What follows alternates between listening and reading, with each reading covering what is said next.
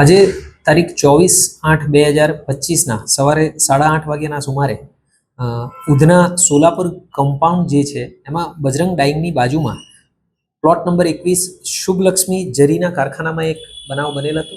એમાં જે એક મહિલા છે પિંકી વિરેન્દ્ર પ્રસાદ કે જેમની ઉંમર આશરે 45 વર્ષ છે.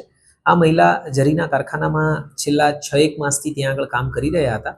જ્યારે પોતાનું કામ કરી રહ્યા હતા ત્યારે તેમણે જે સામાન ઉપર નીચે લઈ જવા માટેની જે લિફ્ટ છે એ લિફ્ટની અંદર કામ કરી રહ્યા હતા ત્યારે એમનો સાડીનો છેડો ભરાઈ ગયો લિફ્ટની અંદર અને એના કારણે એ ખેંચાઈ ગયા હતા અને એમાં એમના જડબા અને મોઢાના ભાગ ઉપર ઇન્જરી થઈ જેના કારણે એમનું અવસાન થયેલું છે.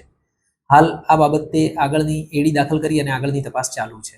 જાન્યુઆરી માસથી આ મહિલા નોકરી કરતી હતી અને આ મહિલા જે છે એ પ્લોટ નંબર 245 શિવરાજનગર નવાગામ ડિંડોલી અને ખાતે રહે છે પોતાના પતિ અને બાળકો સાથે અને મૂળ વતન એ બિહાર છે. એમના પતિ પણ આ જ રીતે કારખાનામાં મજૂરી કામ કરી રહ્યા છે.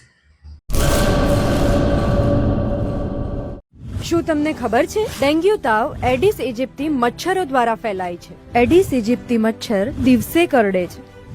આ મચ્છર ઘરમાં જમા થયેલ પાણીમાં ઉત્પન્ન થાય છે. આ મચ્છર ઉત્પન્ન ના થાય એના માટે શું કરવું જોઈએ?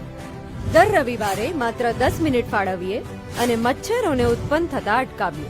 આપણા ઘરની અંદર તેમજ આસપાસના 10 મીટરના વિસ્તારમાં રહેલા ઉપયોગમાં લેવાતા પાણીના પાત્રોને હવાચુસ્ત ઢાંકણથી બંધ કરીએ. જેની જરૂર ના હોય એવા બિન ઉપયોગી સંગ્રહ કરેલા પાણીનો નિકાલ કરીએ. એટલું જ નહીં, આ બાબતની માહિતી આપણે આપણા આસપાસના 10 લોકોને આપી આપણા શેરી અને મહોલ્લાને મચ્છરજન્ય રોગચાળાથી બચાવીએ. આપણા પરિવાર માટે 10 મિનિટ ફાળવીએ. મચ્છરોની ઉત્પત્તિ અટકાવી મચ્છરજન્ય રોગોથી બચીએ. આરોગ્ય અને પરિવાર કલ્યાણ વિભાગ, ગુજરાત સરકાર દ્વારા જનહિતમાં જારી.